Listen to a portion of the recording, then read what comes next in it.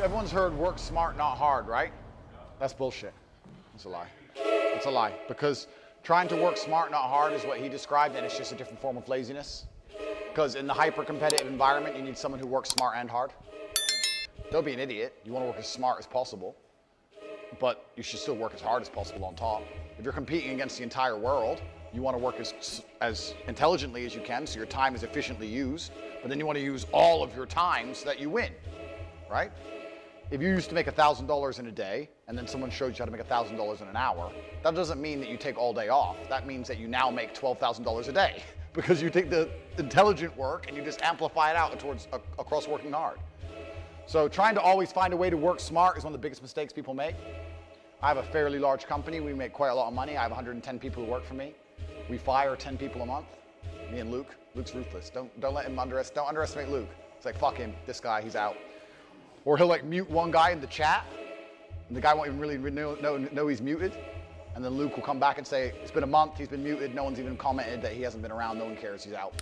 Luke's ruthless, bro. We're firing people, but we're trying to become more and more efficient, not so we can do less work, but so our time is worthwhile.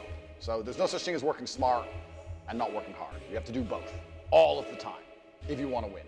Just keep that in mind, because you just described trying to work smart, and it's another form of laziness. And what he said about there's something primal about getting hit and hitting back, I completely agree with that. I think it's inside of every man at some level. And what you want to do is you want to be able to take that approach, not towards just sparring, but life in general. So when you just told me about your scenario, to me that sounds exciting. Like, oh, my investor's gone, I gotta get the old guy back, that miserable person who didn't want to buy, I gotta get my team motivated, shit, we need to make some money. It's Wolf of Wall Street. Now it's fun, right? You can either look at it like, oh shit, this is a big problem, or you can get motivated. Every time something bad happens to you, you are your most competitive if you are motivated by it, right? So getting hit and hitting back, that's the essence of life. That's the essence of business, it's the essence of everything.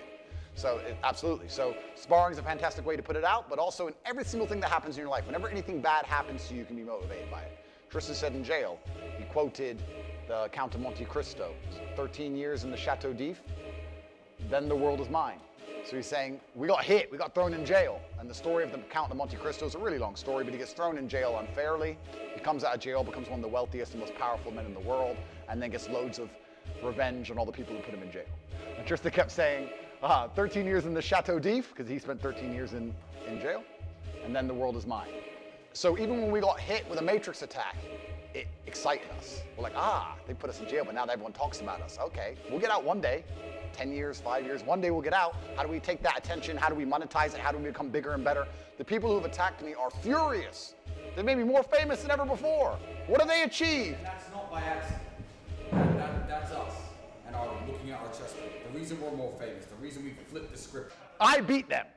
So that is us who did that. So when we were in jail, when bad things are happening to us, we were literally sitting there planning. Cool, what's gonna happen when we're out? Fine, we're gonna have a bunch of interviews. I need to be on point, I need to be sharper. Give me a dictionary, I need to learn new words. What's gonna happen if we're gonna bring this unfortunate clip up? What am I gonna say? What's gonna happen if they try to attack me from this angle? You have to plan and you have to fight, you have to be excited by it.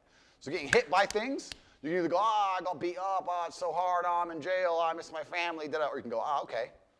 Give me all the time I need to prepare for my counterattack, my revenge.